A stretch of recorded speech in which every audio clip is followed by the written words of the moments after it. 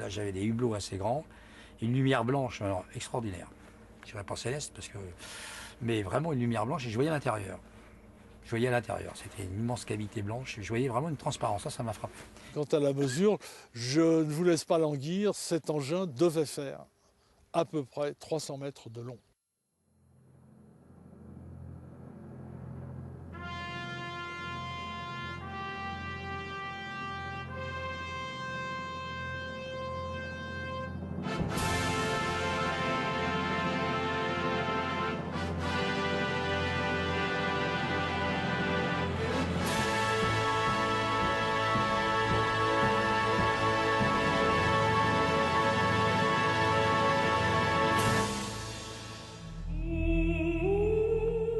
L'univers est un spectacle fascinant que nous fait découvrir la NASA et l'Agence spatiale européenne grâce à ses télescopes spatiaux Hubble et plus récemment Kepler.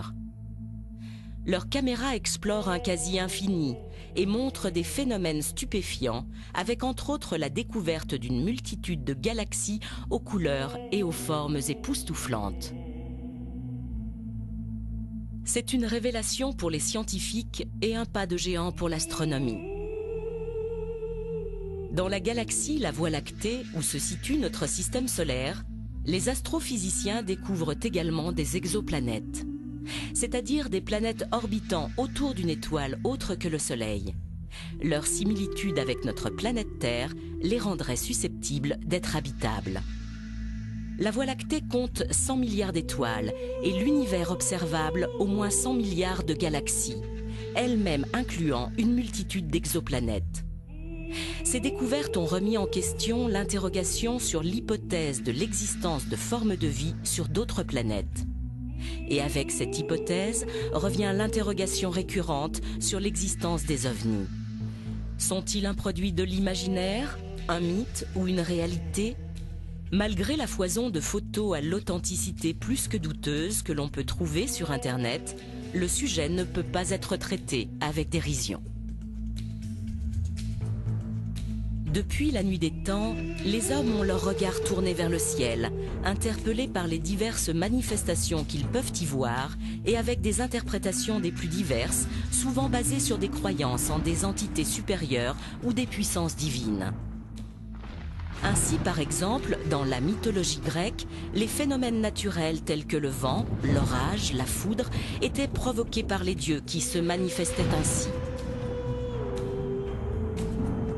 Grâce à ces recherches et à ces découvertes, l'homme a pu démystifier bon nombre de ces phénomènes et approfondir la connaissance de son environnement. Mais des temps les plus lointains dans le ciel, d'autres visions plus allégoriques sont mentionnées dans les Écritures saintes de quasi toutes les religions et reproduites comme ici avec ces tableaux bibliques. Étaient-ce déjà des manifestations d'extraterrestres ou toujours de la mythologie ?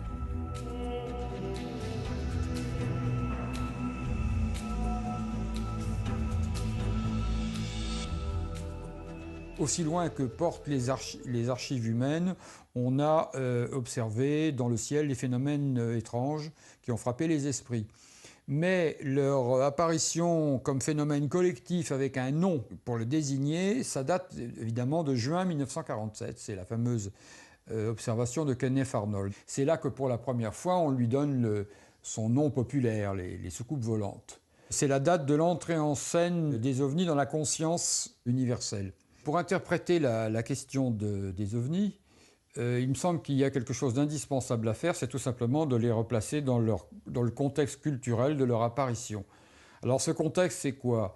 C'est le début de la guerre froide, c'est les séquelles de la Deuxième Guerre mondiale, l'idée d'une menace venue du ciel, c'est l'émergence de la technologie, et c'est aussi l'émergence d'un genre nouveau, la science-fiction, qui, en 1947, atteint son apogée, la science-fiction classique.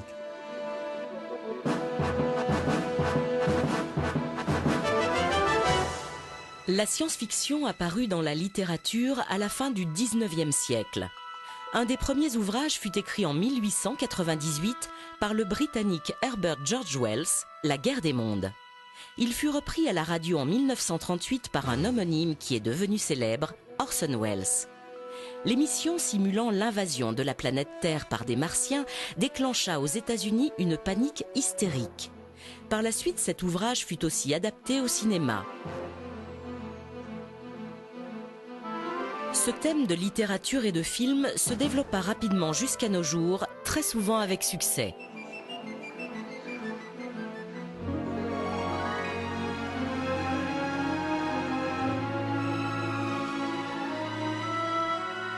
Il a été l'objet d'une exposition à la Cité de la Science à la Villette début 2011. La science-fiction a mis en place un ensemble de représentations. Elle nous a familiarisés avec l'idée d'une invasion, d'une visite venue de l'espace d'êtres non humains.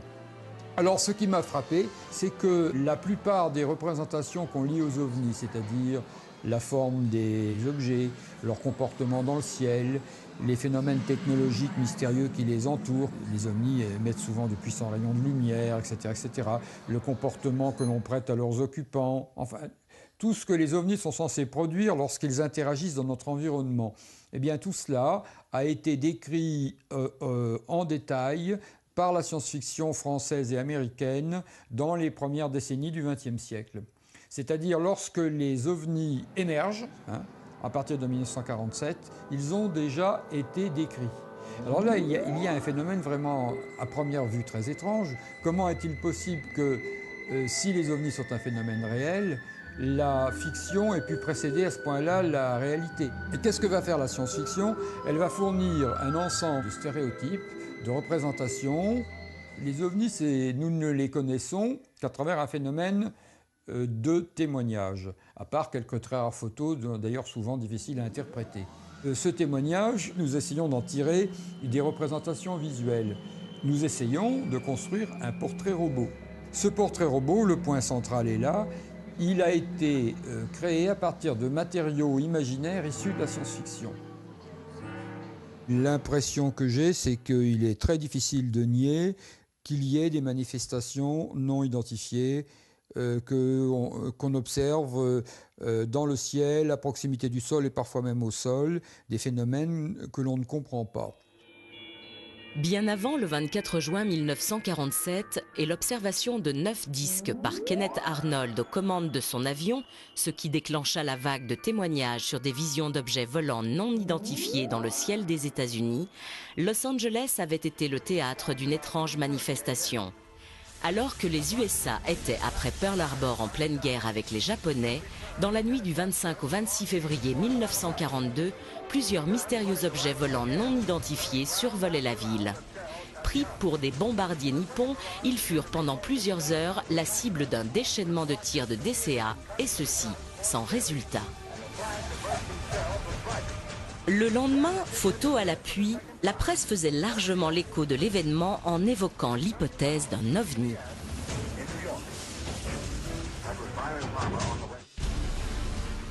Fait particulièrement troublant, le témoignage de l'ancien pilote de chasse Jean Kissling. Aujourd'hui très âgé, il aurait tenté durant l'été 1945, au-dessus de la base de Selfridge dans le Michigan où il était affecté, d'intercepter un ovni en le mitraillant.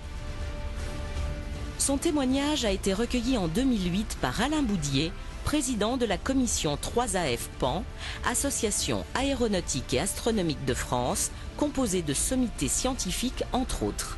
La commission PAN est chargée de l'observation de phénomènes aérospatiaux qui ne peuvent être rattachés à des aéronefs connus ou expliqués par la physique contemporaine. Parti en mission à bord de son P-47 à 15 000 mètres d'altitude. Il lui a été ordonné de mitrailler les objets et à ce moment-là, il a vu les objets se transformer en soucoupes volantes et s'éloigner à une vitesse absolument phénoménale. Une fois atterri à la base de Selfridge, son colonel lui a dit qu'il avait eu beaucoup de chance parce que ses prédécesseurs n'étaient pas rentrés de leur mission. En 1947, en pleine vague d'observations d'objets insolites dans le ciel des États-Unis dans le désert, près de Roswell, au Nouveau-Mexique, une actualité allait et continue de défrayer les chroniques. le 8 juillet, la base des bombardiers atomiques de Roswell, l'unique au monde, révèle qu'ils ont trouvé une de ces soucoupes volantes écrasée dans le désert, dans les environs. Et cette nouvelle fait le tour du monde très très vite. Mais le soir même, il y a un démenti au quartier général au Texas, le général Ramey, qui montre à la presse des débris de ballons météo et de cibles radar écrasés, qui leur dit voilà, les aviateurs de Roswell se sont trompés, ce n'est pas une soucoupe volante qu'ils ont trouvée, c'est ça, c'est des débris de ballons météo. Et l'affaire est enterrée pour 30 ans. Jamais un officier de renseignement, l'officier de renseignement, imaginez, de la seule base atomique au monde qui ne serait pas capable de reconnaître un ballon météo crevé et qu'il prendrait pour un disque volant. Non mais c'est absurde. Au début des années 90, il y a des enquêtes très sérieuses qui ont été faites. Il y a même le député du Nouveau-Mexique, Stephen Schiff, qui a réclamé une enquête au Congrès parce qu'il n'arrivait pas à avoir des réponses convenables de la part du Pentagone. Cette enquête a eu lieu. Ils ont conclu en 1995 qu'on avait détruit une grande partie des archives de Roswell sans aucune explication. Et ils ont dit l'enquête sur ce qui s'est écrasé à Roswell continue. Ça, c'est la commission d'enquête du Congrès américain. C'est officiel, si on veut, quand même. Mais le Pentagone a réagi en disant non, non, non, non. Oui, c'est vrai qu'on avait menti, c'était pas un ballon météo, mais c'était un énorme assemblage de ballons, le ballon Mogul. C'était très impressionnant. Et voilà, c'est ça qu'ils ont pris pour une soucoupe volante. Alors, ils ont écrit un livre de 1000 pages, incroyable, pour expliquer ça. Et en réalité, ils n'expliquent rien du tout. Il n'y a aucune preuve solide de ce qu'ils avancent. Ce livre tente principalement de justifier pourquoi avait été évoqué le crash de simples ballons météo au lieu des fameux ballons Mogul. Ceux-ci étaient destinés à observer les expériences nucléaires soviétiques. Ils étaient alors classés secret défense. Les deux affaires de Roswell, car il y aurait eu 2 crashs, ont fait la notoriété mondiale de la ville qui leur a donné son nom.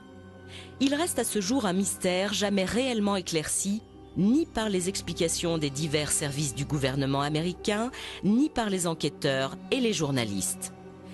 Tous les acteurs de cette affaire n'ont cessé de varier dans les versions des faits, ou leur interprétation suivant les intérêts qu'ils pouvaient y trouver, ou leur croyance ou non en la visite d'extraterrestres.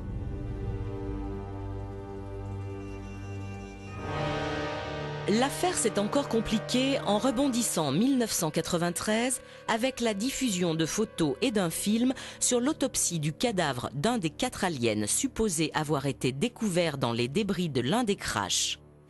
À ce jour, à peu près tout le monde s'accorde à dire que ce fut une supercherie. C'est sur l'instigateur et sa motivation que les avis divergent encore.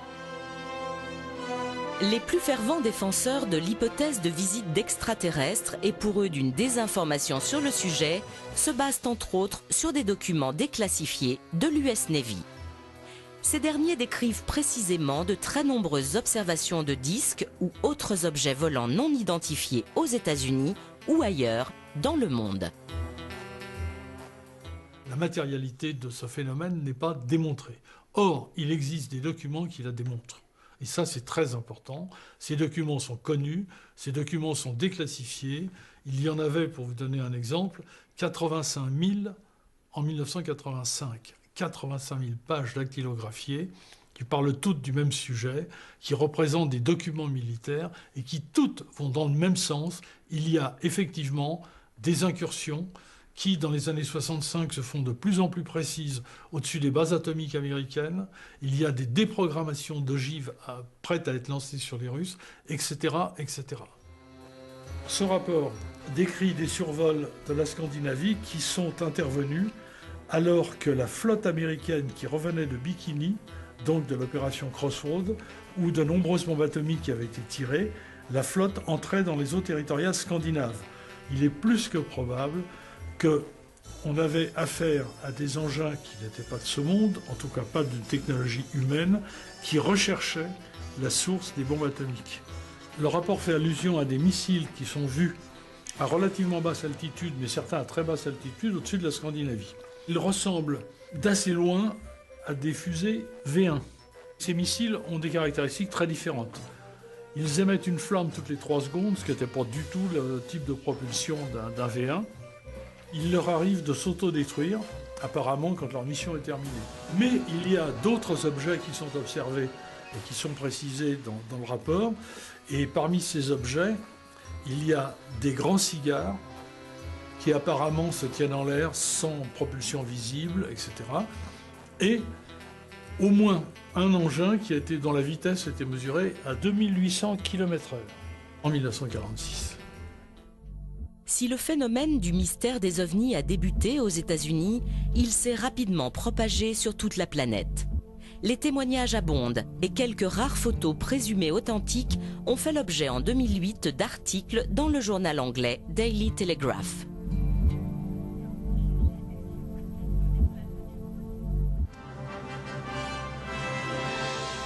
Comme elle est exposée à la Cité de l'Espace à Toulouse, l'exploration spatiale, qui démarra durant la seconde moitié du XXe siècle, a été lancée pour l'étude de l'univers et la recherche de traces de vie ailleurs. Les ovnis, les extraterrestres, ont déclenché bien des interrogations, à la fois dans le grand public et certaines instances gouvernementales. Aux États-Unis, l'US Air Force initie en 1966 la commission Condon et en France, le CNES crée en 1977 un service officiel d'enquête, le GEPAN. Pour beaucoup, leurs conclusions restent trop évasives. Certains suspectent même une volonté de désinformation des populations. Pour tenter d'apporter des réponses, des initiatives privées prennent le relais avec entre autres en 1995 aux États-Unis un colloque organisé par Lawrence Rockefeller. Il est composé de scientifiques et de membres spécialisés en ufologie. Leurs conclusions font ressortir qu'un phénomène existe et qu'il est nécessaire de continuer son étude. En France, en 1999, une association présidée par Denis Lepty, général de l'armée de l'air, composée d'anciens auditeurs de l'Institut des hautes études de la défense nationale associés à des experts, rédige un rapport remis au président de la République de l'époque, Jacques Chirac, et à son Premier ministre, Lionel Jospin. Les avant-propos du général Lepty et la préface du général Norlin interrogent grandement sur l'interprétation des enquêtes. Le général Norlin, que j'ai bien connu, avec lequel j'ai volé une fois extraordinaire, et qui était à un moment le patron de la défense aérienne, a signé des 2 mains une préface en disant attention, il y a un problème et il faut absolument étudier ce problème qui peut avoir des conséquences sur l'ensemble de l'humanité. La commission rapporte de nombreux témoignages dont certains émanent de pilotes. D'autres sont devenus emblématiques de l'ufologie, comme les photos d'André Frénial prises en Auvergne au lac Chauvet le 18 juillet 1952. Ces photos ont fait la une des journaux de l'époque.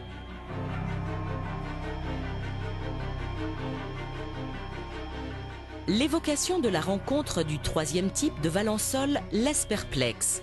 Le témoin, Maurice Masse, raconte qu'au petit matin du 1er juillet 1965, alors qu'il travaillait dans un champ de lavande, il entendit un puissant sifflement.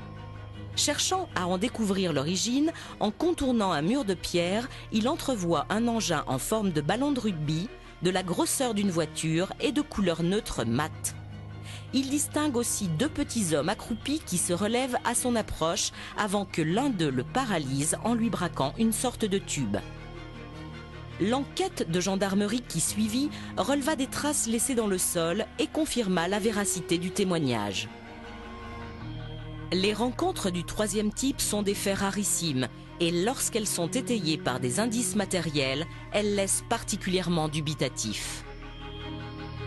Le rapport Cometa, confidentiel à l'origine, fut repris par un hebdomadaire national qui en tira un numéro spécial. Les informations données déclenchèrent une prise de conscience collective sur le phénomène. D'autres témoignages contribuèrent à l'alimenter. Les personnels navigants sont les témoins les mieux placés et les plus crédibles pour faire des observations détaillées et précises. Le colonel Jack Crean, aujourd'hui à la retraite, débuta sa carrière comme pilote de chasse. Il fut par la suite chef moniteur, officier de sécurité des vols, instructeur combat aérien, leader de la patrouille de France, avant de quitter l'armée pour occuper la fonction de commandant de bord à Air France. En septembre 1975, durant une mission d'entraînement sur Mirage 3, il fut témoin avec son coéquipier d'une étrange rencontre. J'ai vu passer devant moi, on m'a estimé 7 ou 8 km, ce qui ressemblait d'abord à un avion de ligne, un fuselage d'avion de ligne. Bien éclairé. Et là, j'appelle le contrôle en disant, dis donc, ça va pas là, on va se faire engueuler. Hein, s'il y a un avion civil qui passe au milieu de nos exercices, c'est pas dans les règles. Et le contrôleur me dit, j'ai pas de contact radar là-dessus. Je dis, moi, écoute, je vois quelque chose de gros et qui passe devant nous. Et mon équipier qui était en train de rassembler, je lui demande de confirmer. Il me dit, oui, je vois bien, il y a un avion là en face de nous. Et le contrôleur confirme qu'il n'a pas de contact radar. Cette chose-là passe devant nous. Et comme le contrôleur me confirme qu'il ne voyait pas, on rentre dans une mission de police du ciel, en fait, comme on a à l'époque, c'était la guerre froide. Donc on met la post-combustion et on essaye de rassembler sur cet objet volant. Et alors, on s'est approché assez près. La nuit, c'est très difficile. Hein, quand on n'a pas une référence, c'est très difficile d'avoir une distance et une grosseur. Bon, ça me paraissait... C'était une forme, en fait, un peu comme un ballon de rugby. Et au moment où on approche assez près, pop, ça disparaît en une microseconde. J'ai une accélération qui nous laisse vraiment sécher. Je redemande au contrôleur radar s'il a toujours eu aucun contact. Il me dit non, rien, de rien. Bon, ben, on reprend donc notre entraînement. Deuxième présentation. Là, je suis chasseur. Et au moment où j'arrive à 7-8 km de la fin de mon rassemblement, paf, ça réapparaît de nulle part. Comme on aurait pu dire un autre avion de chasse ou un autre avion, enfin plutôt un autre avion qui observait, bon, c'est la troisième dimension, ce qu'on faisait. Je rappelle le contrôleur, il me dit non, moi j'ai toujours pas de contact radar. Là, ma collègue rassemble, on met la post-combustion et on y va pour rassembler sur cet objet volant. On accélère même assez fort, on accélère donc, on avait Mach 1.6, il fait à peu près 1700 km/h. Et au moment où peut-être ces choses-là nous sentent menaçants, pareil, ça disparaît en une fraction de seconde, une accélération époustouflante. Je demande au contrôleur s'il n'a toujours pas de contact radar, parce que ça fait quand même 2 fois que ça se présente. Il dit non, on refait un autre exercice, on se représente une 3e fois. La chose réapparaît de nulle part, en état d'observation, bon, non menaçante, mais qui est en train de regarder gentiment, parce qu'apparemment c'est intrigué par ce qu'elle est en train de faire. On essaye de rassembler de nouveau, de se rapprocher le plus vite possible. Moi, je me rappelle ce qui m'a intrigué, c'est que je voyais à travers son fuselage, j'avais des hublots assez grands, une lumière blanche, alors extraordinaire. Je dirais pas céleste, mais vraiment une lumière blanche, et je voyais à l'intérieur. C'était une immense cavité blanche, et je voyais vraiment une transparence, ça m'a frappé. Mais ça disparaît aussi en un clin d'œil. Donc là, on manque de pétrole, on rassemble, on perce, comme on dit, on va se poser à Creil. Contrôleur, bon, le débriefing, il dit moi j'ai rien vu, bon. Et avec le collègue, on a dit bon, on dit rien non plus, puisque de toute façon, si on fait un rapport un peu circonstancié, on va choisir le psy, choisir le médecin, ou alors on est au secret, donc ça présente pas beaucoup d'intérêt. On était assez habitué à reconnaître ce qui se baladait dans le ciel, et ça, jamais rien vu d'autre de toute ma carrière aéronautique. Et j'ai jamais vu non plus des performances pareilles. Je ne pense pas qu'à l'heure actuelle, on a produit des objets volants qui sont capables de telle accélération, et même du genre de manœuvre, puisqu'il est parti un petit peu... donc des accélérations qui sont gigantesques. Alors donc la question que moi je me suis posée un peu, je me pose encore, si ça n'est pas terrestre, donc c'est extraterrestre. Alors qui est derrière ça? C'est la question. Jean Grellet commença sa carrière aux États-Unis comme pilote de chasse dans l'US Air Force, puis fut commandant de bord à Air France durant 20 ans. Il dénombre 17 500 heures de vol à son actif. Il fut 3 fois témoin de phénomènes et de visions qui laissent perplexe. Son premier témoignage remonte à 1966. J'étais second pilote dans un Boeing 707 d'Air France. Le commandant de bord était à sa place à gauche. Nous avions un radio, un navigateur et en plus un ami du commandant de bord était venu nous rendre visite. Donc nous étions nombreux et tous ont vu la même chose sur mon écran radar. Nous avons été doublés au sud de Rio de Janeiro par un engin qui allait à peu près à 5000 à l'heure, détecté au radar, suivi au radar, vitesse mesurée au radar, donc aucun problème quant à la vitesse. Le retour de l'écho était à peu près celui qu'aurait donné un Boeing 707 de l'époque, donc quelque chose d'assez considérable. Alors, c'était naturellement non identifié pour 2 raisons. D'abord, on ne l'a pas vu. Nous étions au-dessus d'altostratus qui nous empêchait de voir le sol. Et cet engin est passé en dessous de nous et sur notre droite. Et la suivante a eu lieu en 1984. J'étais alors commandant de bord, aux commandes d'un Boeing 747 d'Air France sur le Los Angeles-Montréal. Et là, nous avons été doublés par un quelque chose. Ce quelque chose ressemblait à un groupement de sphères métalliques derrière lequel une énorme traînée lumineuse, et je dis bien autolumineuse, il était précisément minuit en heure locale, nous a doublés par la droite. Et à ce moment-là, c'est le contrôle de la navigation aérienne qui nous a demandé ce que nous avions vu passer. 2 autres avions sont intervenus sur la fréquence, un Lufthansa et un Olympic Airways qui avaient vu la même chose que nous, mais qui étaient un petit peu plus loin de la trajectoire de cet engin. Alors en gros, cet engin avait une trajectoire parfaitement horizontale, très légèrement, comme altitude, très légèrement supérieure à la nôtre, et il a disparu finalement à l'horizon. En plus de ces 2 observations en vol, le commandant Grélé en a fait une 3e au sol cette fois avec un groupe de personnes. Tous ont fait une déposition identique à la gendarmerie. On a vu virer très lentement et passer devant nous une énorme structure qui donnait l'impression d'être, je dirais, une structure métallique avec de nombreuses lumières tout au long. Et cette structure portait à l'avant 2 phares dirigés à peu près vers le sol à 45 degrés, mais curieusement dont la lumière s'interrompait avant d'arriver au sol. Donc une lumière très dense et puis brutalement qui s'arrêtait. Et on avait l'impression que cet engin était propulsé par 2 faisceaux de lumière blanche qui m'ont un peu rappelé ce que j'avais vu à Los Angeles, je dois l'avouer. J'ai tendu ma main et l'engin couvrait cette surface, cette longueur à bras tendu. Mon voisin de droite qui était dans l'aéronautique a fait la même chose. Cet engin devait faire à peu près 300 mètres de long.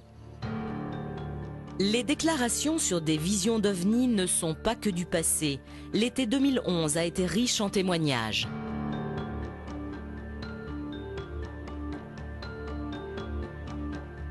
Le 20 août à 20h15 à Chamalières, dans le Puy-de-Dôme, Joël Gerbe aurait aperçu un objet volant insolite.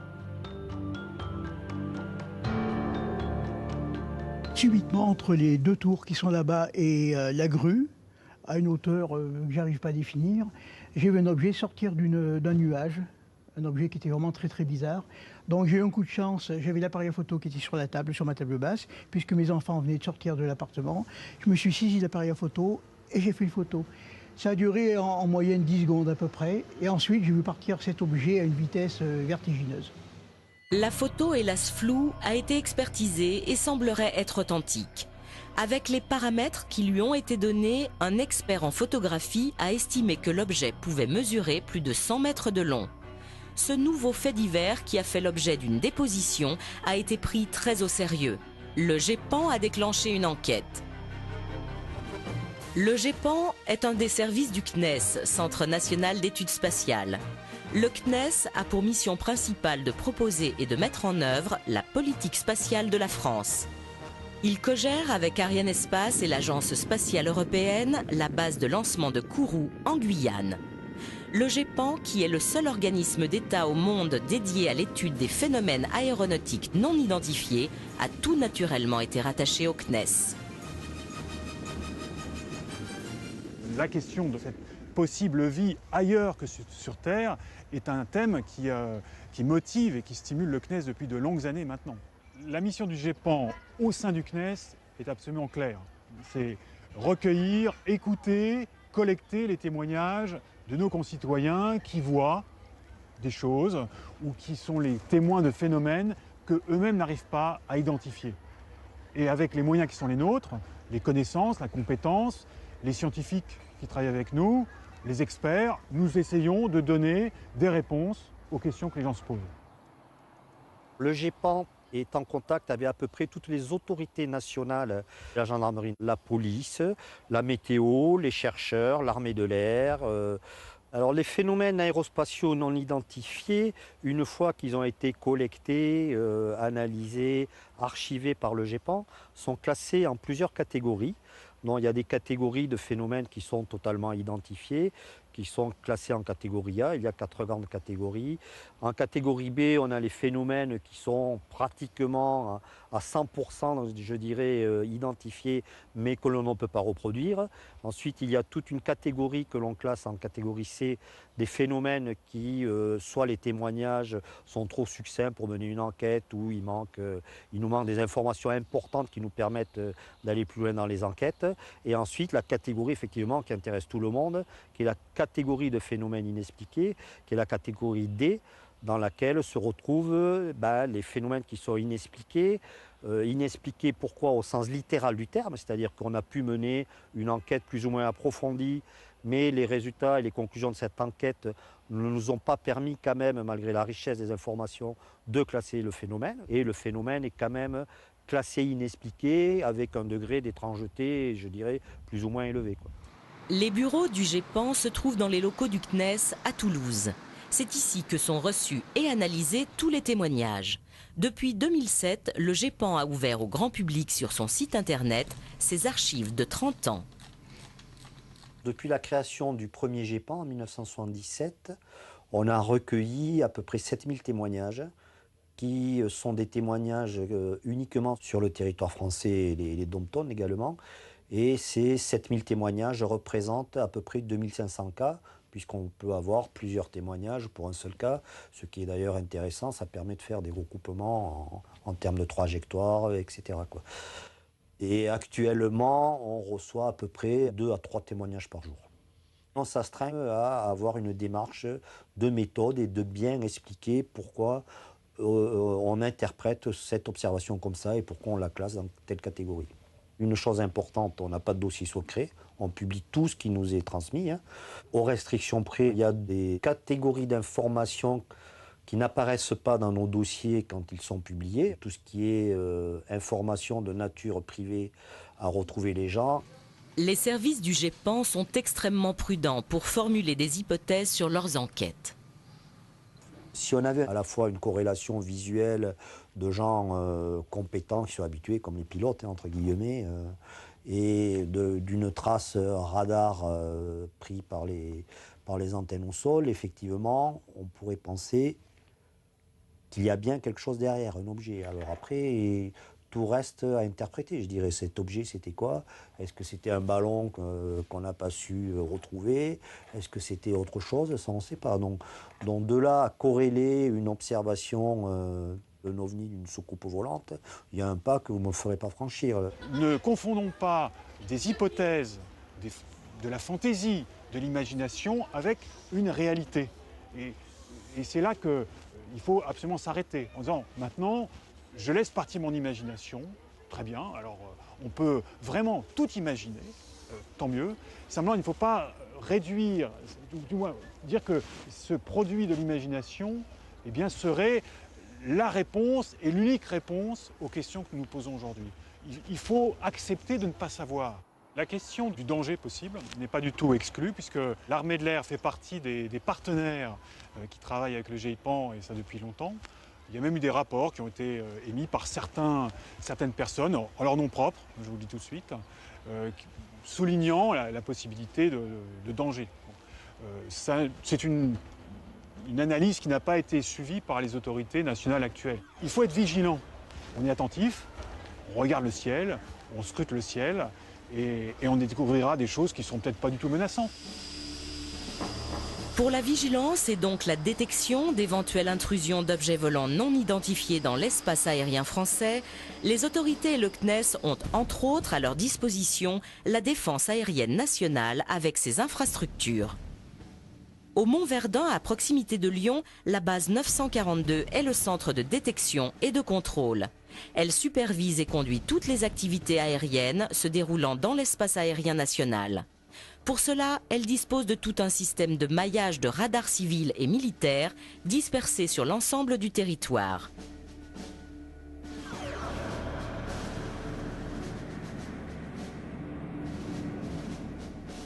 Nous n'avons eu aucun écho-radar de pan.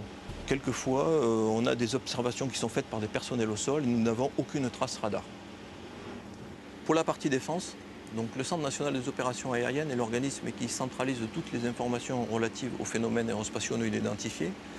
Il a été mis en place dans la documentation aéronautique militaire un compte-rendu type lorsque les pilotes militaires ou les contrôleurs aériens militaires rencontrent des phénomènes particuliers. Les observations décrivent souvent des phénomènes connus ou inconnus associés à des sources lumineuses sans preuve réelle d'un objet matérialisé. Ces visites qui peuvent être anormales ou paranormales sont bien évidemment prises en compte au sérieux par la partie militaire.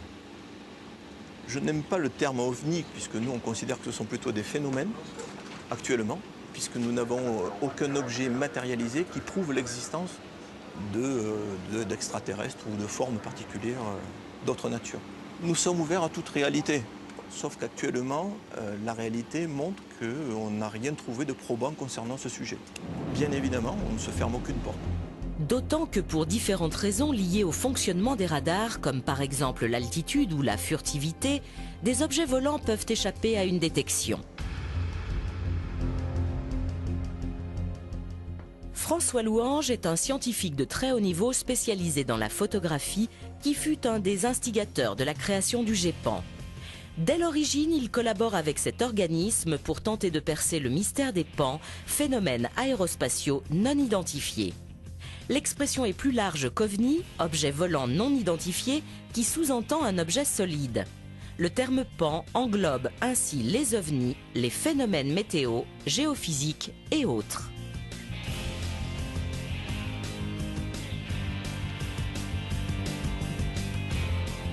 J'ai très vite pensé qu'il y avait certainement matière derrière cette question des ovnis à faire un travail, disons, scientifique, de recherche rationnelle pour essayer de comprendre ou de caractériser ces choses qu'on rapportait et qui n'avaient pas d'explication a priori. Je me suis spécialisé depuis plusieurs dizaines d'années sur l'analyse des clichés présumés d'ovnis, photos, vidéos, etc.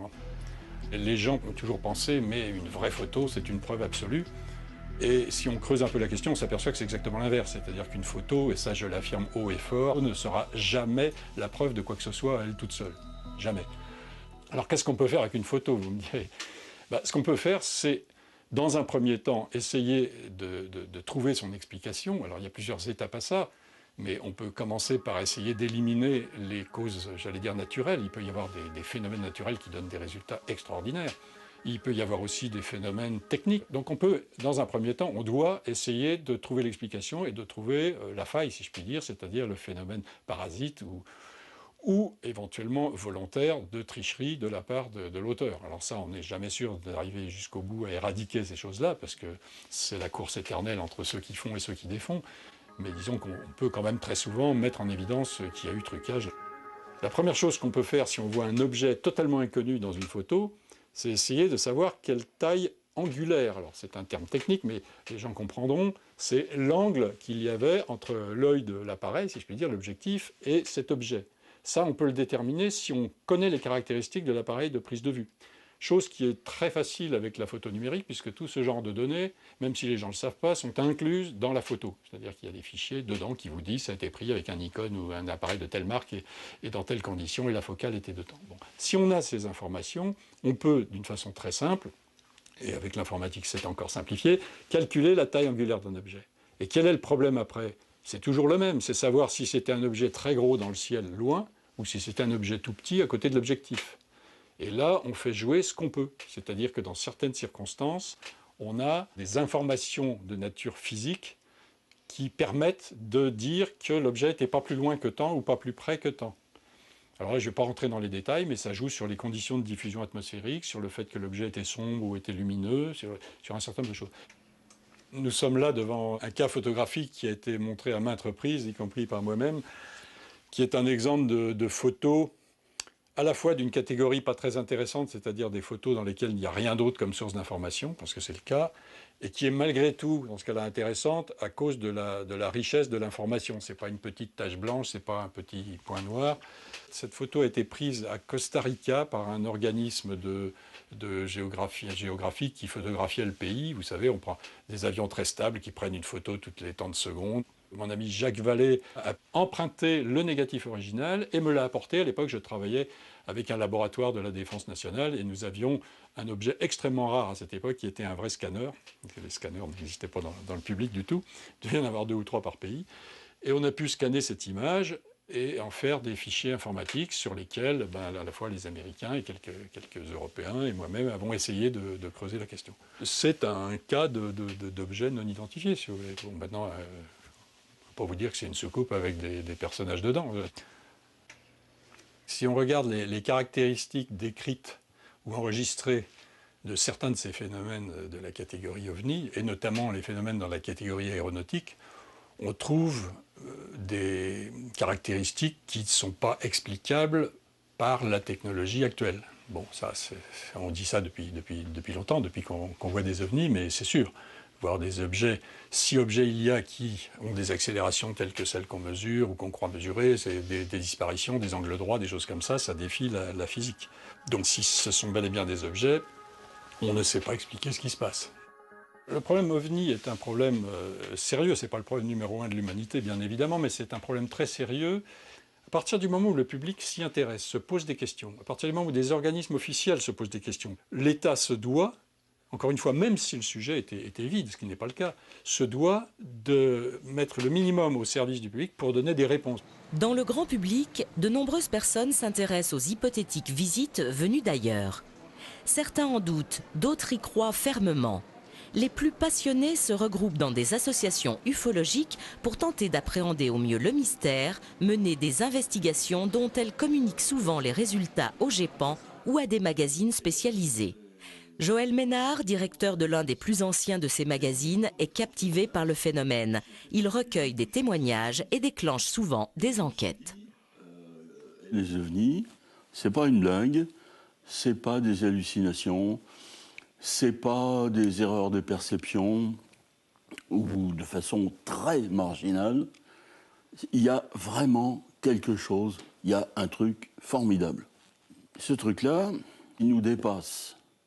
Si vous voulez faire un catalogue exhaustif de tout ce qui s'est passé depuis, par exemple, depuis la fin de la Seconde Guerre mondiale, vous allez être obligé d'injecter plusieurs dizaines de milliers de cas. Il y a effectivement des éléments dans les témoignages qui suggèrent une réalité matérielle. Quand vous avez par exemple des traces au sol, des trous dans le sol, ou de l'herbe brûlée d'une façon plutôt inexplicable, ou quand vous avez des traces sur les pellicules photos, ça indique un phénomène matériel. Nous avons recueilli des données dans 5602 cas. C'est beaucoup quand même, 5602 cas. Répartis à travers le monde, dont à peu près la moitié en France.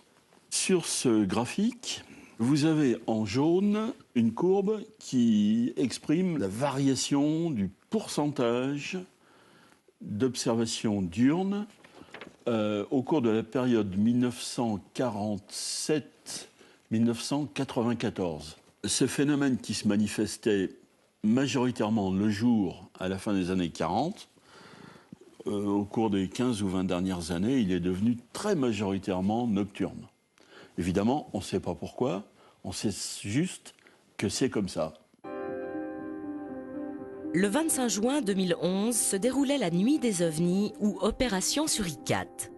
Sceptiques, curieux, ufologues passionnés de France, d'Europe, voire du monde, ont ensemble observé le ciel le temps d'une soirée dans l'espoir d'y apercevoir des visions insolites et d'échanger leurs informations.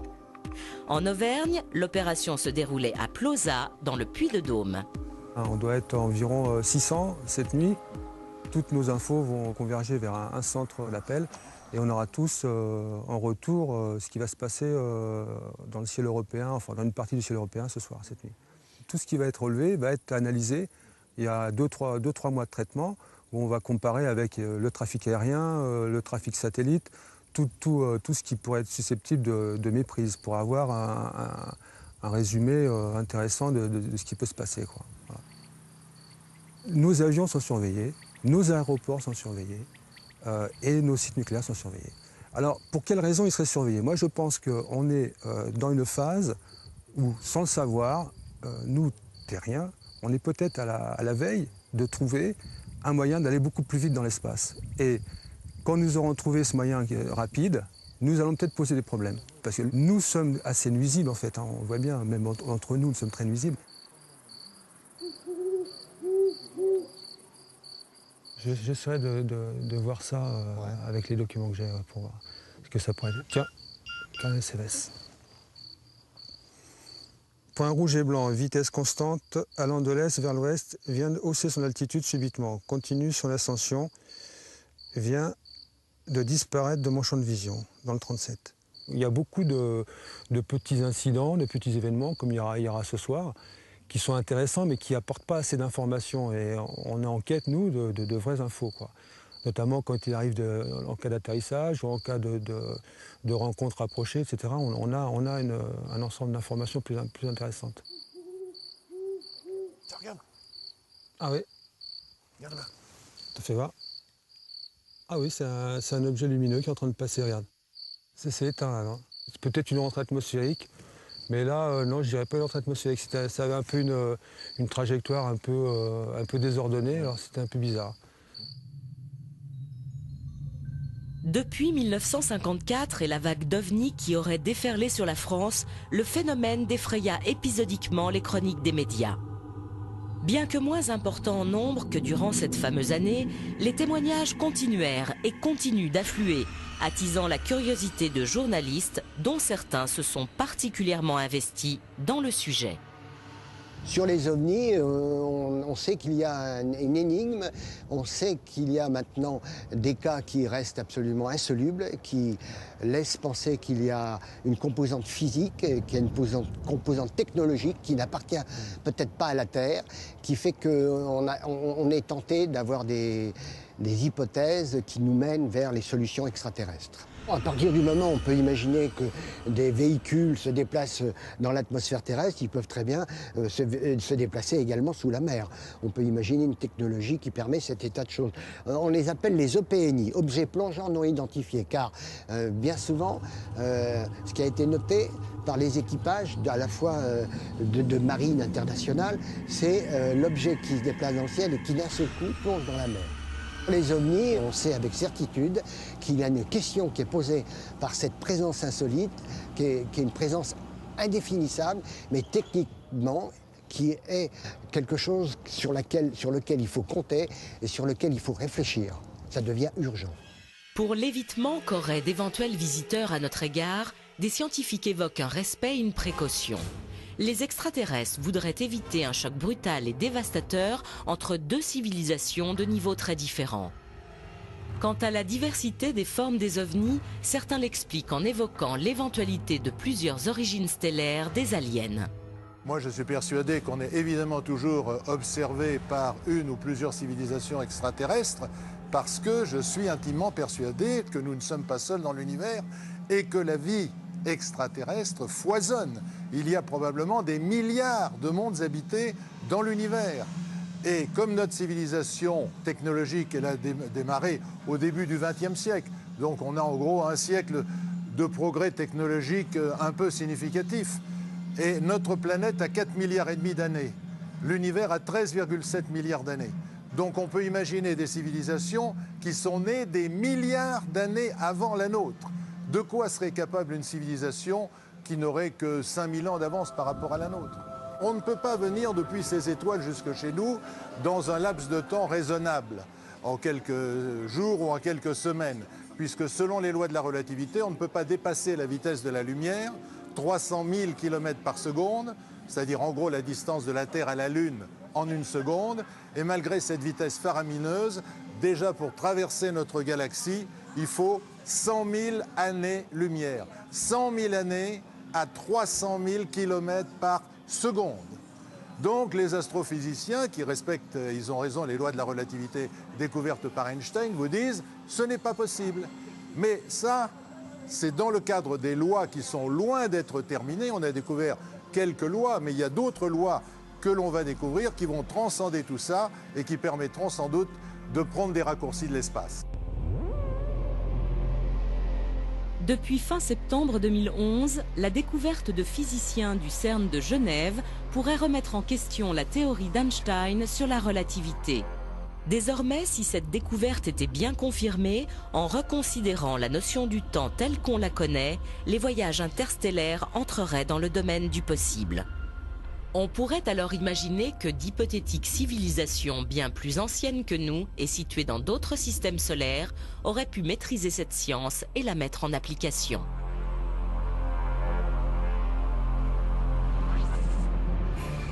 La science progresse souvent par bonds. Elle bute aussi sur des énigmes. À Esdalen, en Norvège, de mystérieuses lumières à l'apparition récurrente ont très souvent été assimilées à des ovnis.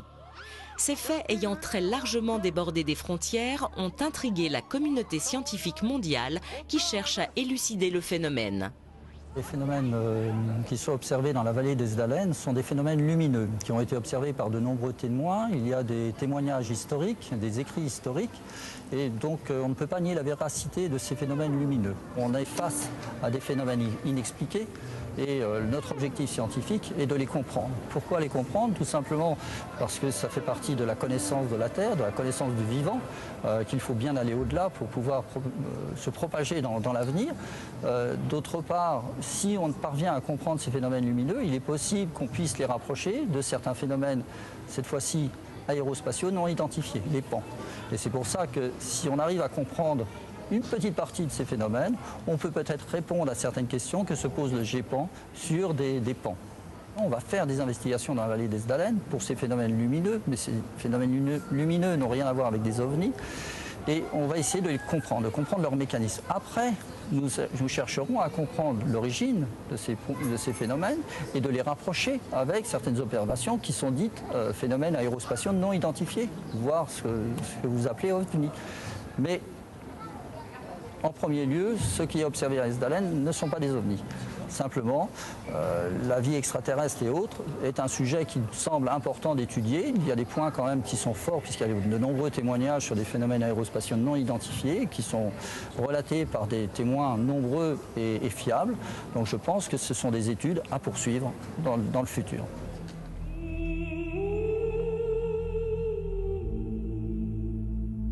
En ouvrant les portes du ciel avec tout son inconnu, l'homme découvre un merveilleux qui séduit son imaginaire, où cohabitent science et fiction.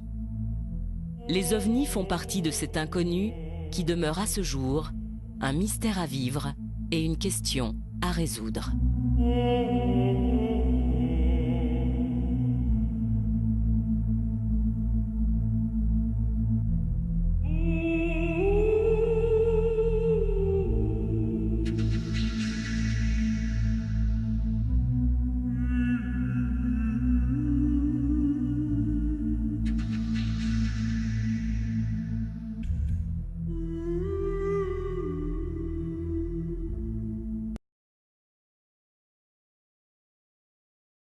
Se basent entre autres sur des documents déclassifiés de l'US Navy.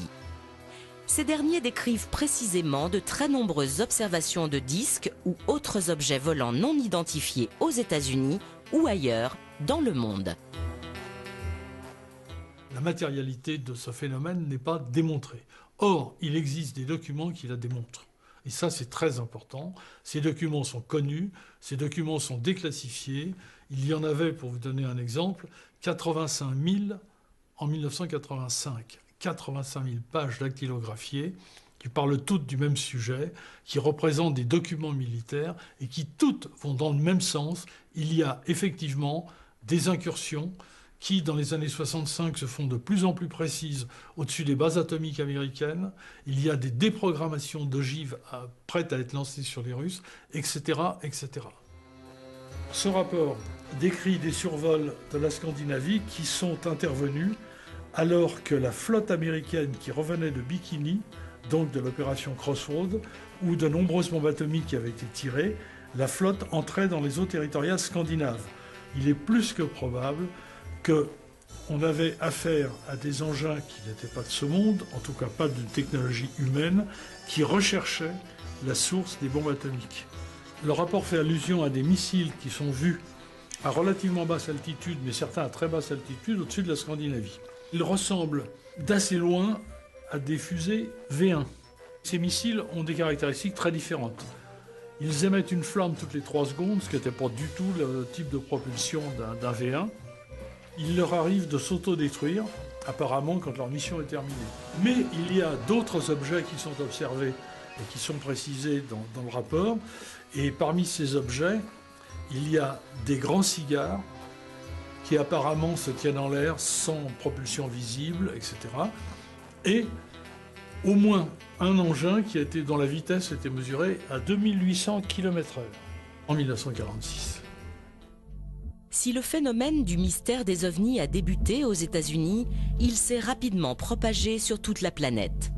Les témoignages abondent et quelques rares photos présumées authentiques ont fait l'objet en 2008 d'articles dans le journal anglais Daily Telegraph.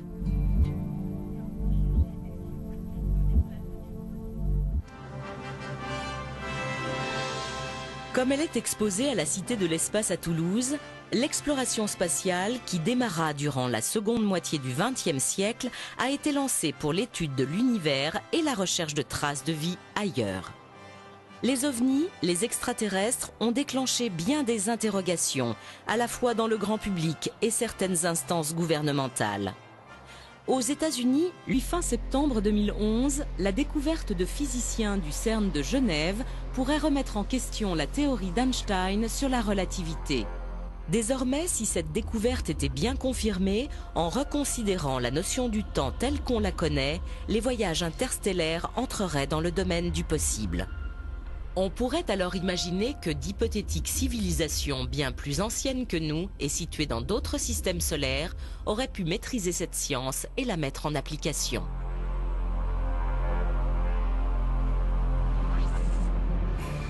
La science progresse souvent par bonds. Elle bute aussi sur des énigmes. À Esdalen, en Norvège, de mystérieuses lumières à l'apparition récurrente ont très souvent été assimilées à des ovnis. Ces faits ayant très largement débordé des frontières ont intrigué la communauté scientifique mondiale qui cherche à élucider le phénomène. Les phénomènes qui sont observés dans la vallée d'Esdalen sont des phénomènes lumineux qui ont été observés par de nombreux témoins. Il y a des témoignages historiques, des écrits historiques, et donc on ne peut pas nier la véracité de ces phénomènes lumineux. On est face à des phénomènes inexpliqués et notre objectif scientifique est de les comprendre. Pourquoi les comprendre? Tout simplement parce que ça fait partie de la connaissance de la Terre, de la connaissance du vivant, qu'il faut bien aller au-delà pour pouvoir se propager dans l'avenir. D'autre part, si on parvient à comprendre ces phénomènes lumineux, il est possible qu'on puisse les rapprocher de certains phénomènes, cette fois-ci aérospatiaux non identifiés, les PAN. Et c'est pour ça que si on arrive à comprendre une petite partie de ces phénomènes, on peut peut-être répondre à certaines questions que se pose le GEPAN sur des PAN.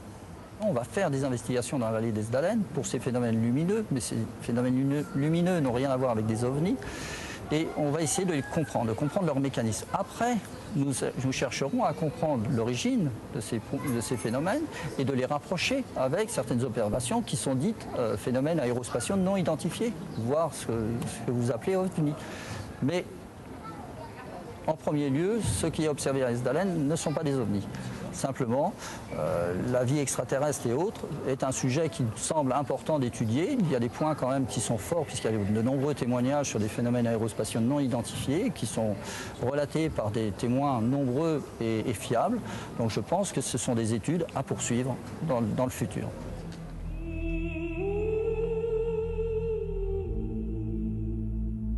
En ouvrant les portes du ciel avec tout son inconnu, l'homme découvre un merveilleux qui séduit son imaginaire, où cohabitent science et fiction. Les ovnis font partie de cet inconnu qui demeure à ce jour un mystère à vivre et une question à résoudre.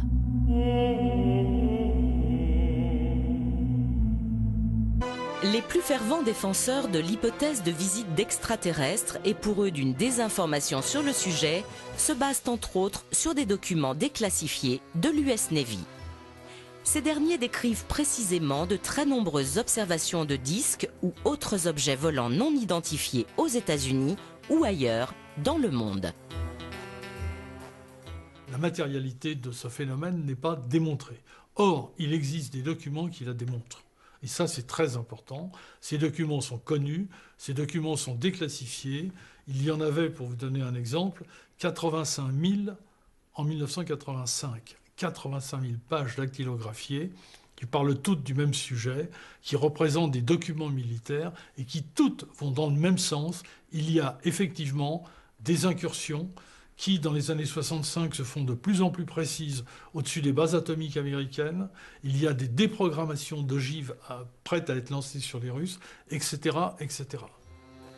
Ce rapport décrit des survols de la Scandinavie qui sont intervenus alors que la flotte américaine qui revenait de Bikini, donc de l'opération Crossroads, où de nombreuses bombes atomiques avaient été tirées, la flotte entrait dans les eaux territoriales scandinaves.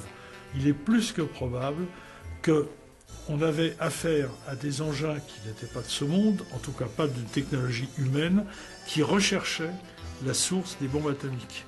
Le rapport fait allusion à des missiles qui sont vus à relativement basse altitude, mais certains à très basse altitude, au-dessus de la Scandinavie. Ils ressemblent d'assez loin à des fusées V1. Ces missiles ont des caractéristiques très différentes. Ils émettent une flamme toutes les 3 secondes, ce qui n'était pas du tout le type de propulsion d'un V1. Il leur arrive de s'autodétruire, apparemment, quand leur mission est terminée. Mais il y a d'autres objets qui sont observés et qui sont précisés dans le rapport. Et parmi ces objets, il y a des grands cigares qui apparemment se tiennent en l'air sans propulsion visible, etc. Et au moins un engin dont la vitesse était mesurée à 2800 km/h en 1946. Si le phénomène du mystère des ovnis a débuté aux États-Unis, il s'est rapidement propagé sur toute la planète. Les témoignages abondent et quelques rares photos présumées authentiques ont fait l'objet en 2008 d'articles dans le journal anglais Daily Telegraph.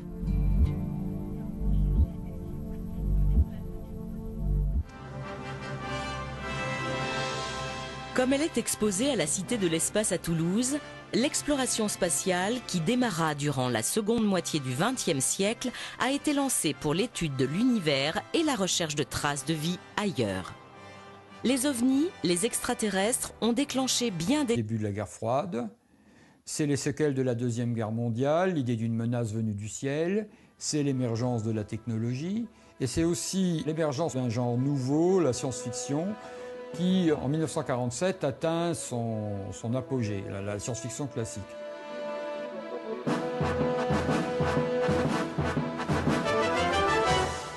La science-fiction apparut dans la littérature à la fin du XIXe siècle. Un des premiers ouvrages fut écrit en 1898 par le Britannique Herbert George Wells, La guerre des mondes. Il fut repris à la radio en 1938 par un homonyme qui est devenu célèbre, Orson Welles. L'émission simulant l'invasion de la planète Terre par des Martiens déclencha aux États-Unis une panique hystérique. Par la suite, cet ouvrage fut aussi adapté au cinéma. Ce thème de littérature et de film se développa rapidement jusqu'à nos jours, très souvent avec succès.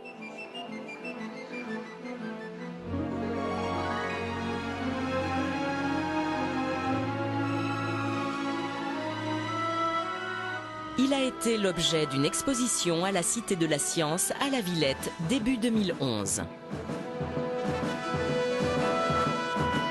La science-fiction a mis en place un ensemble de représentations. Elle nous a familiarisés avec l'idée d'une invasion, d'une visite venue de l'espace d'êtres non humains. Alors ce qui m'a frappé, c'est que la plupart des représentations qu'on lit aux ovnis, c'est-à-dire la forme des objets, leur comportement dans le ciel, les phénomènes technologiques mystérieux qui les entourent. Les ovnis émettent souvent de puissants rayons de lumière, etc., etc. Le comportement que l'on prête à leurs occupants, enfin, tout ce que les ovnis sont censés produire lorsqu'ils interagissent dans notre environnement. Eh bien, tout cela a été décrit en détail par la science-fiction française et américaine dans les premières décennies du XXe siècle. C'est-à-dire lorsque les ovnis émergent, à partir de 1947, ils ont déjà été décrits.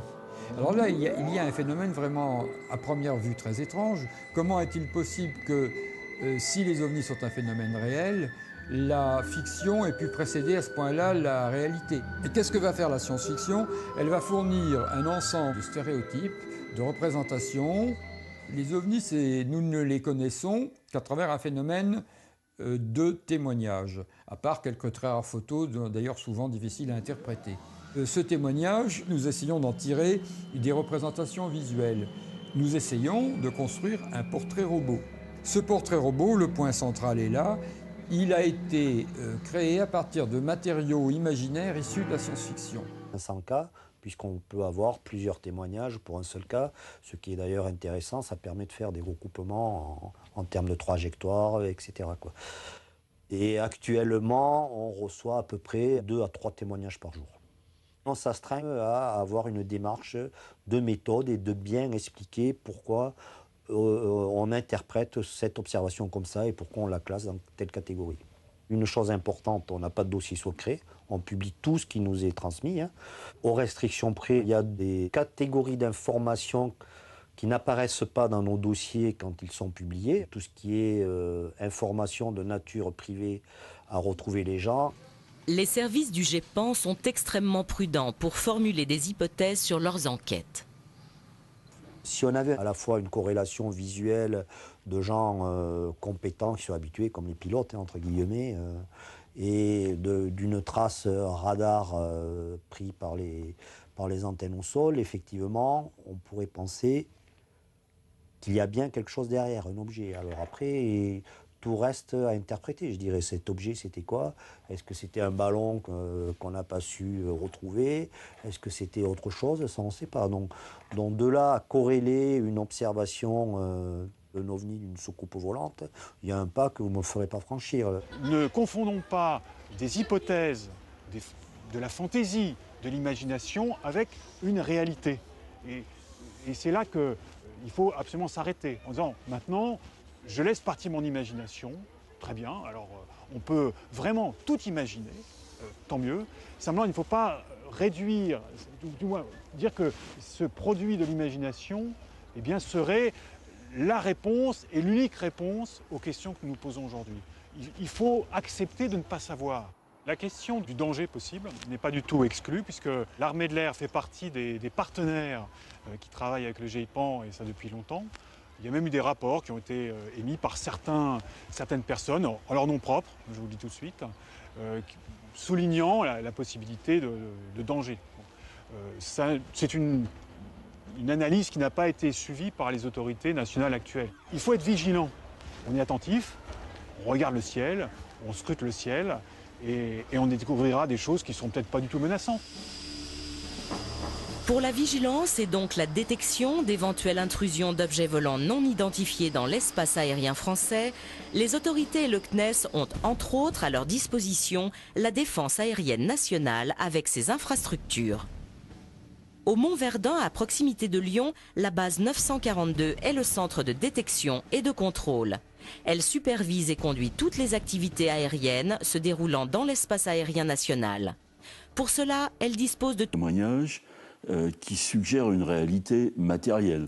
Quand vous avez par exemple des traces au sol, des trous dans le sol, ou de l'herbe brûlée d'une façon plutôt inexplicable, ou quand vous avez des traces sur les pellicules photos, ça indique un phénomène matériel. Nous avons recueilli des données dans 5602 cas. C'est beaucoup quand même, 5602 cas, répartis à travers le monde, dont à peu près la moitié en France. Sur ce graphique, vous avez en jaune une courbe qui exprime la variation du pourcentage d'observations diurnes au cours de la période 1947-1994. Ce phénomène qui se manifestait majoritairement le jour à la fin des années 40, au cours des 15 ou 20 dernières années, il est devenu très majoritairement nocturne. Évidemment, on ne sait pas pourquoi, on sait juste que c'est comme ça. Le 25 juin 2011 se déroulait la Nuit des OVNIs ou Opération Suricate. Sceptiques, curieux, ufologues passionnés de France, d'Europe, voire du monde, ont ensemble observé le ciel le temps d'une soirée dans l'espoir d'y apercevoir des visions insolites et d'échanger leurs informations. En Auvergne, l'opération se déroulait à Plauzat, dans le Puy-de-Dôme. On doit être environ 600 cette nuit. Toutes nos infos vont converger vers un centre d'appel et on aura tous en retour ce qui va se passer dans le ciel européen, enfin dans une partie du ciel européen ce soir, cette nuit. Tout ce qui va être relevé va être analysé. Il y a 2-3 mois de traitement où on va comparer avec le trafic aérien, le trafic satellite, tout ce qui pourrait être susceptible de méprise pour avoir un résumé intéressant de ce qui peut se passer, quoi. Voilà. Nos avions sont surveillés, nos aéroports sont surveillés et nos sites nucléaires sont surveillés. Alors, pour quelles raisons ils seraient surveillés? Moi, je pense qu'on est dans une phase où, sans le savoir, nous, terriens, on est peut-être à la veille de trouver un moyen d'aller beaucoup plus vite dans l'espace. Et quand nous aurons trouvé ce moyen rapide, nous allons peut-être poser des problèmes. Parce que nous sommes assez nuisibles, en fait. Hein. On voit bien, même entre nous, nous sommes très nuisibles. J'essaierai de voir ça avec les documents que j'ai pour voir ce que ça pourrait être. Tiens, carnet CVS. Point rouge et blanc, vitesse constante, allant de l'est vers l'ouest, vient hausser son altitude subitement. Continue son ascension, vient... Alors qu'est-ce qu'on peut faire avec une photo, vous me direz? Ce qu'on peut faire, c'est, dans un premier temps, essayer de trouver son explication. Alors il y a plusieurs étapes à ça. Mais on peut commencer par essayer d'éliminer les causes, j'allais dire, naturelles. Il peut y avoir des phénomènes naturels qui donnent des résultats extraordinaires. Il peut y avoir aussi des phénomènes techniques. Donc on peut, dans un premier temps, on doit essayer de trouver l'explication et de trouver la faille, si je puis dire, c'est-à-dire le phénomène parasite ou éventuellement volontaire de tricherie de la part de l'auteur. Alors ça, on n'est jamais sûr d'arriver jusqu'au bout à éradiquer ces choses-là, parce que c'est la course éternelle entre ceux qui font et ceux qui défont. Mais disons qu'on peut quand même très souvent mettre en évidence qu'il y a eu trucage. La première chose qu'on peut faire si on voit un objet totalement inconnu dans une photo, c'est essayer de savoir quelle taille angulaire. Alors c'est un terme technique, mais les gens comprendront, c'est l'angle qu'il y avait entre l'œil de l'appareil, si je puis dire, l'objectif, et cet objet. Ça, on peut le déterminer si on connaît les caractéristiques de l'appareil de prise de vue. Chose qui est très facile avec la photo numérique, puisque tout ce genre de données, même si les gens ne le savent pas, sont incluses dans la photo. C'est-à-dire qu'il y a des fichiers dedans qui vous disent ça a été pris avec un Nikon ou un appareil de telle marque et dans telles conditions, et la focale était de temps. Bon. Si on a ces informations, on peut, d'une façon très simple, et avec l'informatique c'est encore simplifié, calculer la taille angulaire d'un objet. Et quel est le problème après? C'est toujours le même, c'est savoir si c'était un objet très gros dans le ciel, loin, ou si c'était un objet tout petit à côté de l'objectif. Et là, on fait jouer ce qu'on peut. C'est-à-dire que dans certaines circonstances, on a des informations de nature physique qui permettent de dire que l'objet n'était pas plus loin que tant ou pas plus près que tant. Alors là, je ne vais pas rentrer dans les détails, mais ça joue sur les conditions de diffusion atmosphérique, sur le fait que l'objet était sombre ou était lumineux, sur un certain nombre de choses. Nous sommes là devant un cas photographique qui a été montré à maintes reprises, y compris par moi-même, qui est un exemple de photos à la fois d'une catégorie pas très intéressante, c'est-à-dire des photos dans lesquelles il n'y a rien d'autre comme source d'information, parce que c'est le cas, et qui est malgré tout, dans ce cas-là, intéressante à cause de la richesse de l'information. Ce n'est pas une petite tache blanche, ce n'est pas un petit point noir. Cette photo a été prise à Costa Rica par un organisme de géographique qui photographiait le pays. Vous savez, on prend des avions très stables qui prennent une photo toutes les temps de secondes. Mon ami Jacques Vallée a emprunté le négatif original et me l'a apporté. À l'époque, je travaillais avec un laboratoire de la Défense nationale et nous avions un objet extrêmement rare à cette époque qui était un vrai scanner. Les scanners n'existaient pas dans le public du tout. Il devait y en avoir 2 ou 3 par pays. Et on a pu scanner cette image et en faire des fichiers informatiques sur lesquels à la fois les Américains et quelques Européens et moi-même avons essayé de creuser la question. C'est un cas d'objet non identifié, si vous voulez. Bon, maintenant, pour vous dire que c'est une soucoupe avec des personnages dedans. Si on regarde les caractéristiques décrites... de 9 disques par Kenneth Arnold aux commandes de son avion, ce qui déclencha la vague de témoignages sur des visions d'objets volants non identifiés dans le ciel des États-Unis, Los Angeles avait été le théâtre d'une étrange manifestation. Alors que les USA étaient après Pearl Harbor en pleine guerre avec les Japonais, dans la nuit du 25 au 26 février 1942, plusieurs mystérieux objets volants non identifiés survolaient la ville. Pris pour des bombardiers nippons, ils furent pendant plusieurs heures la cible d'un déchaînement de tirs de DCA, et ceci sans résultat. Le lendemain, photo à l'appui, la presse faisait largement l'écho de l'événement en évoquant l'hypothèse d'un ovni.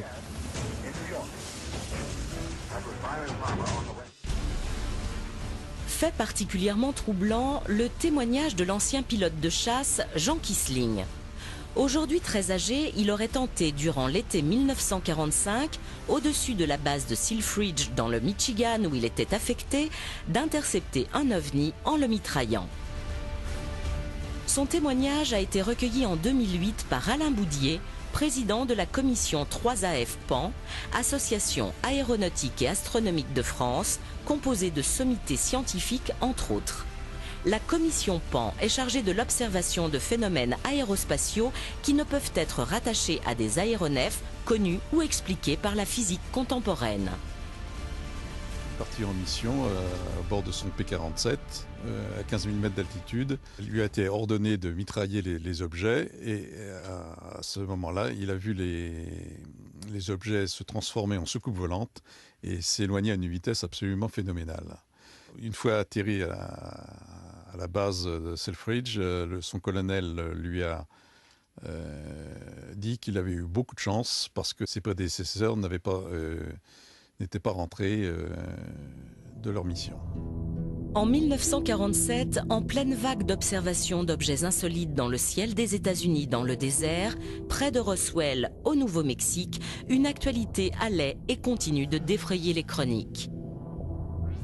Le 8 juillet, la base des bombardiers atomiques de Roswell, l'unique au monde, révèle qu'ils ont trouvé une de ces soucoupes volantes écrasée dans le désert, dans les environs. Et cette nouvelle fait le tour du monde très très vite. Mais le soir même, il y a un démenti au quartier général au Texas, du général Ramey, qui montre à la presse des débris de ballons météo et de cibles radar écrasés, et qui leur dit voilà, les aviateurs de Roswell se sont trompés, c'est pas une soucoupe volante qu'ils ont trouvée, c'est ça, c'est des débris de ballons météo.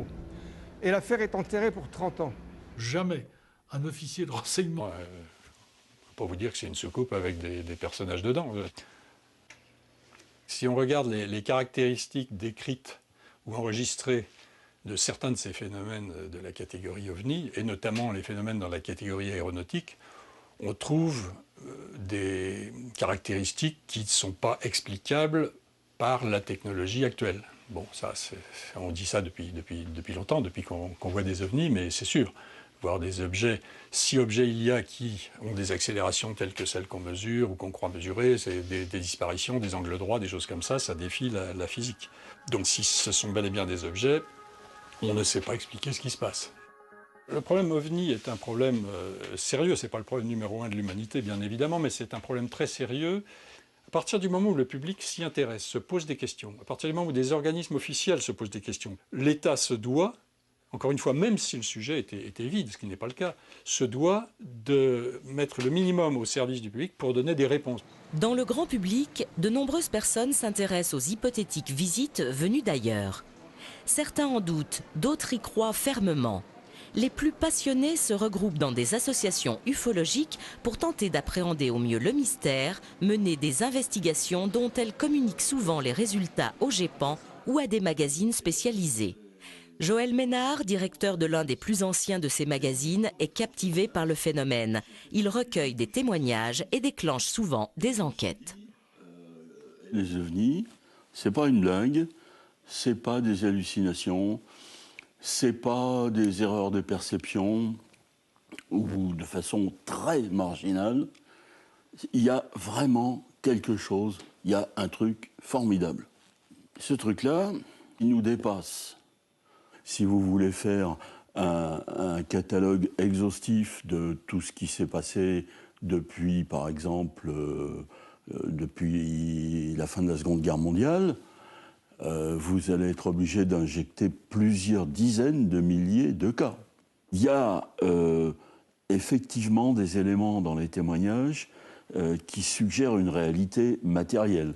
Quand vous avez par exemple des traces au sol, des trous dans le sol, ou de l'herbe brûlée d'une façon plutôt inexplicable, ou quand vous avez des traces sur les pellicules photos, ça indique un phénomène matériel. Nous avons recueilli des données dans 5602 cas. C'est beaucoup quand même, 5602 cas, répartis à travers le monde, dont à peu près la moitié en France. Sur ce graphique, vous avez en jaune une courbe qui... Effectivement, on pourrait penser qu'il y a bien quelque chose derrière, un objet. Alors après, tout reste à interpréter. Je dirais, cet objet, c'était quoi? Est-ce que c'était un ballon qu'on n'a pas su retrouver? Est-ce que c'était autre chose? Ça, on ne sait pas. Donc de là à corréler une observation d'un ovni, d'une soucoupe volante, il y a un pas que vous ne me ferez pas franchir. Ne confondons pas des hypothèses, de la fantaisie, de l'imagination avec une réalité. Et c'est là qu'il faut absolument s'arrêter en disant maintenant, je laisse partir mon imagination, très bien, alors on peut vraiment tout imaginer, tant mieux. Simplement, il ne faut pas réduire, du moins dire que ce produit de l'imagination eh bien, serait la réponse et l'unique réponse aux questions que nous nous posons aujourd'hui. Il faut accepter de ne pas savoir. La question du danger possible n'est pas du tout exclue, puisque l'armée de l'air fait partie des partenaires qui travaillent avec le GEIPAN, et ça depuis longtemps. Il y a même eu des rapports qui ont été émis par certaines personnes, en leur nom propre, je vous le dis tout de suite, soulignant la possibilité de danger. C'est une analyse qui n'a pas été suivie par les autorités nationales actuelles. Il faut être vigilant. On est attentif, on regarde le ciel, on scrute le ciel, et on découvrira des choses qui ne sont peut-être pas du tout menaçantes. Pour la vigilance et donc la détection d'éventuelles intrusions d'objets volants non identifiés dans l'espace aérien français, les autorités et le CNES ont entre autres à leur disposition la défense aérienne nationale avec ses infrastructures. Au Mont Verdun, à proximité de Lyon, la base 942 est le centre de détection et de contrôle. Elle supervise et conduit toutes les activités aériennes se déroulant dans l'espace aérien national. Pour cela, elle dispose de tout un système de maillage de radars civils et militaires dispersés sur l'ensemble du territoire.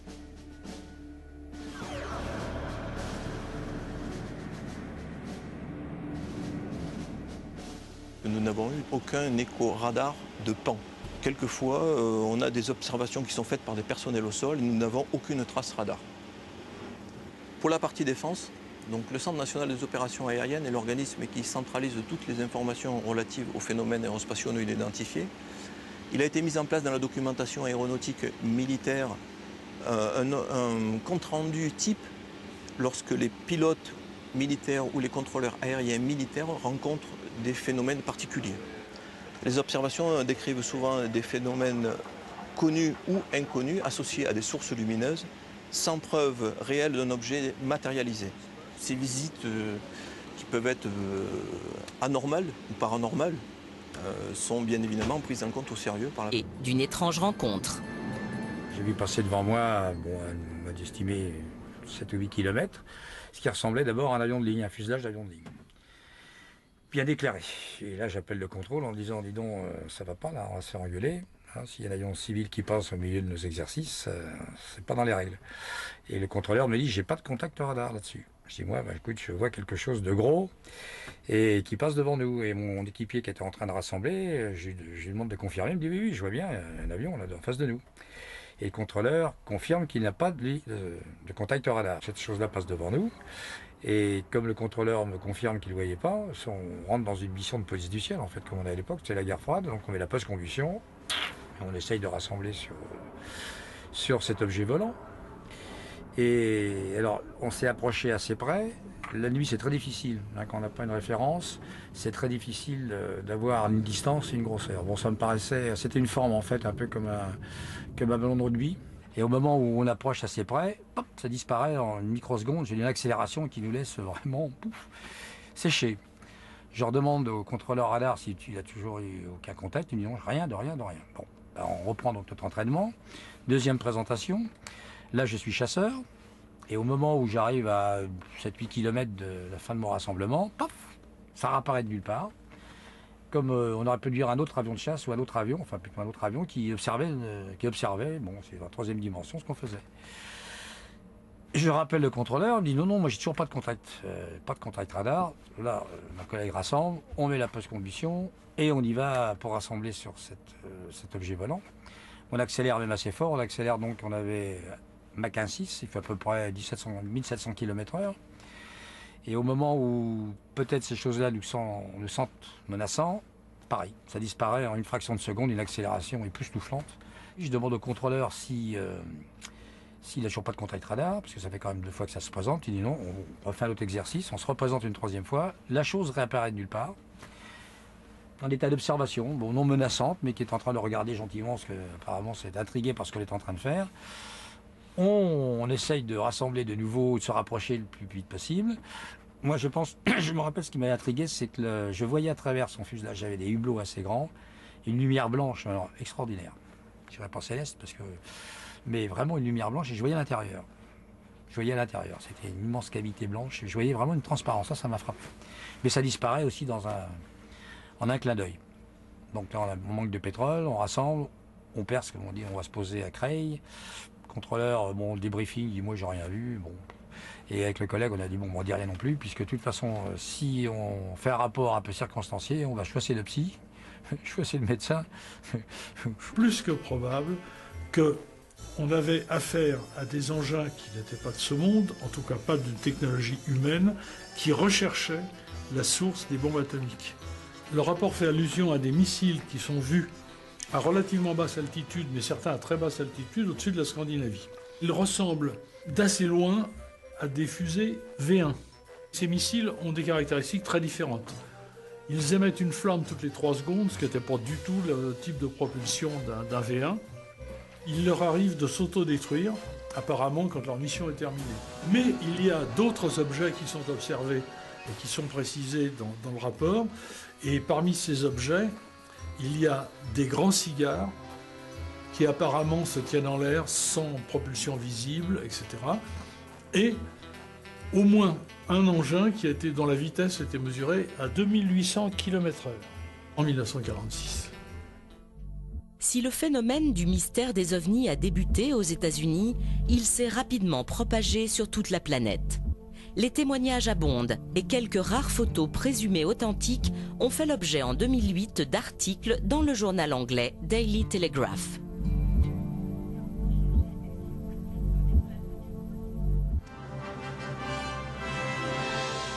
Comme elle est exposée à la Cité de l'Espace à Toulouse, l'exploration spatiale, qui démarra durant la seconde moitié du XXe siècle, a été lancée pour l'étude de l'univers et la recherche de traces de vie ailleurs.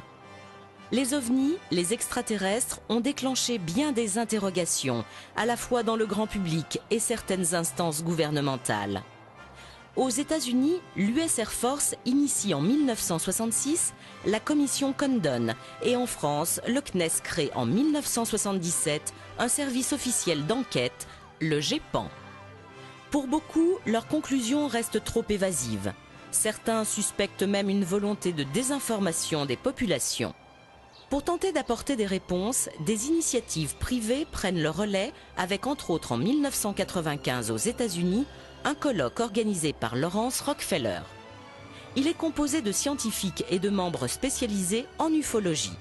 Leurs conclusions font ressortir qu'un phénomène existe et qu'il est nécessaire de continuer son étude.